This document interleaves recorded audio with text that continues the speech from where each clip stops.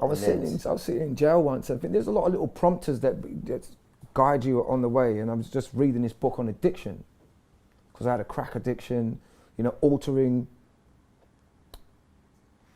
my brain set. You know, the drugs are not addictive.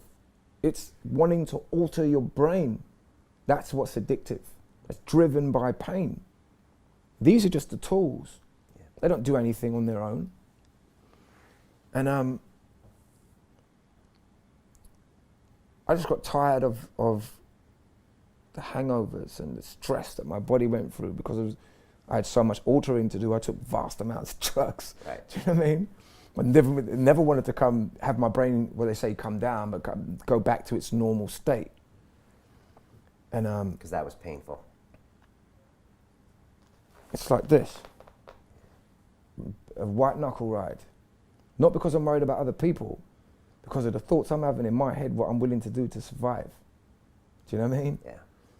And I'm like, that's a life. You know, as a fighter, you go through the motions, you know, the drills. What do you do? If he does this, I'm going to do this. You know, for instance, if I get the knife off you, I'm going to stab you in your armpits. That's horrible, man. Imagine trying to recover with that, all of those glands and stuff that's up there. You're not going to be the same ever again. Or stick it under your chin, through your tongue. You know what I mean? Because I have to stop you, and I'm small. You know what I mean? And so, you know, trying to get away from that, just eased up a little bit on drugs. Cocaine doesn't ease you up, but it allows the brain that wants stimulus from outside to just go internally, like Ritalin, what they give to kids is as good as crack. They're just running around in a hamster wheel inside their head. The body looks calm because the brain's occupied. But the stresses that are going on, the amount of insulin being released from the pancreas and adrenaline and cortisol soup that you're sitting in, it's people getting twitches because the hormones are not going to relax the body anymore. Part of the brain switches off because it's not about being intelligent, it's about running and fighting or storing energy. So I was in jail and I was reading about addiction, and besides the point of them trying to sell their drugs within the book, they said reverence. Reverence changes, thoughts have power. I'm repeating on a loop this recording of my past that's affecting me now. Change the tune.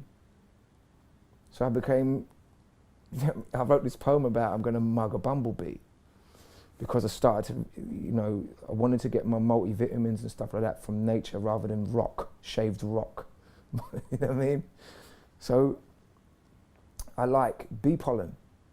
And I studied it so much that one time a bumblebee was flying and I was like, if I catch him, I'm going to get fresh bee pollen. And I was like, I'm literally standing there, I'm going to mug this bumblebee. And I just started to look at life in detail. I started looking at butterflies. And then I remember this is what I did as a kid. Like my mother would iron my shorts after I'd been out all day. And they would crackle because they were full of ladybirds. Do you know what I mean? And I was always like catching butterflies and putting sugar in a jar. And I put like little breathing holes in the top so I could watch it and listen to it flutter around.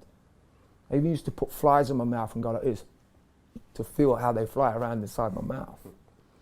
And all of those things, I remember how they made me feel. I didn't feel anything about the environment that I was in anymore.